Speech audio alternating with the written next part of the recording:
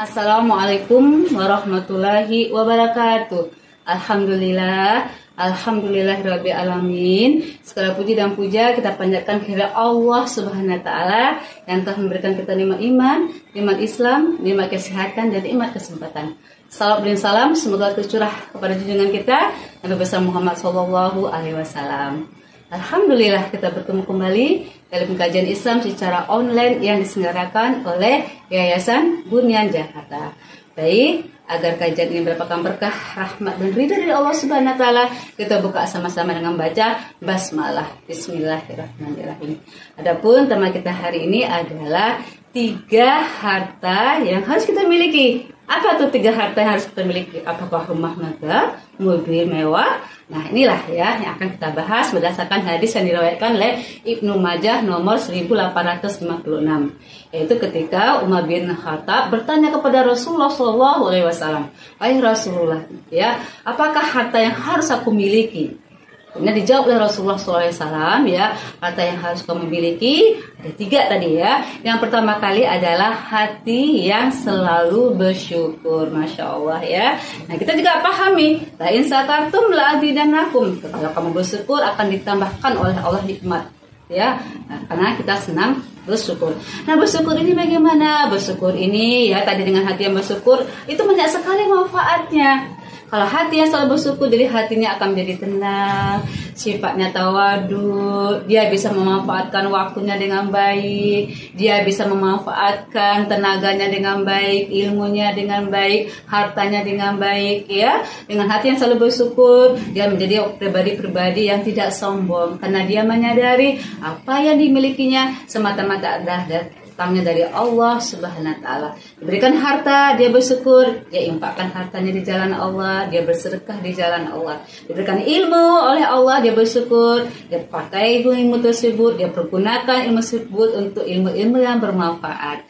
Dia memiliki tenaga, dia gunakan tenaganya untuk hal-hal yang bermanfaat. Apalagi dia diberikan oleh Allah kesehatan, dia jaga kesehatannya dengan cara menjaga kesehatan dengan makan makanan yang bergizi dan pergunakan kesehatannya untuk taat dan beribadah kepada Allah Subhanahu wa taala, ya. Bahkan dengan hati yang selalu bersyukur ini, dia senantiasa berusaha memanfaatkan nikmat-nikmat yang Allah berikan kepadanya. Kenapa? Karena salah satu bentuk syukur adalah kita memanfaatkan nikmat tersebut sesuai dengan pemberi nikmat. Pemberi nikmat siapa? Yaitu Allah Subhanahu wa taala. Jadi kita harus memanfaatkan nikmat yang Allah berikan, baik tenaga, pikiran, waktu, harta, ilmu sesuai dengan pemberi nikmat, yaitu Allah Subhanahu wa taala, yaitu dalam rangka kita beribadah kepada Allah, dalam rangka kita semakin dekat dengan Allah, dalam rangka semakin taat kepada Allah. Karena kita menyadari nikmat yang Allah berikan itu semata-mata datang dari Allah, ya, atas kehendak Allah, bukan karena hebatnya kita, bukan karena bisanya kita. Itu yang pertama, yaitu hati yang selalu bersyukur.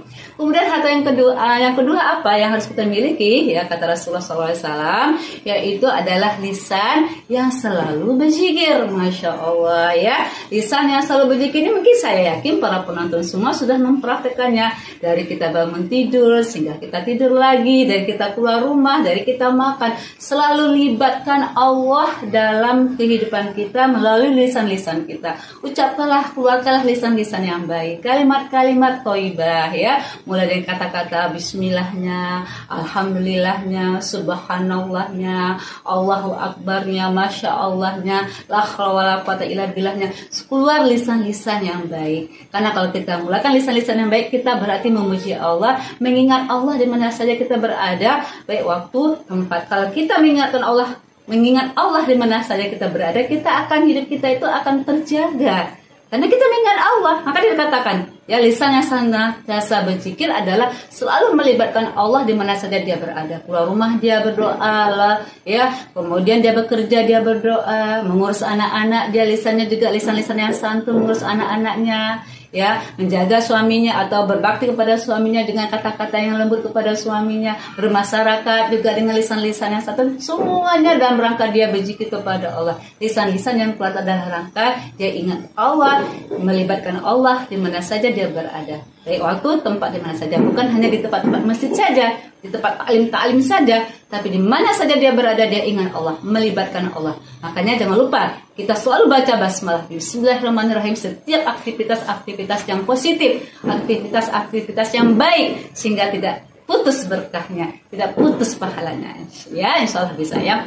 Kemudian yang ketiga, harta yang harus kita miliki adalah istri yang beriman, yang mendukung, yang menolong ya suaminya ke arah akhirat ya. Jadi istri orang beriman yang soleha, yang menolong ya suaminya untuk memikirkan akhirat ya. Jadi seorang istri yang sebagai pendamping suami, jadilah istri yang soleha, yang mengingatkan suami ketika salah. Ketika suaminya berangkat kerja, dia ingatkan suaminya, wahai suamiku, carilah harta, carilah rezeki yang halal dan thayyibah.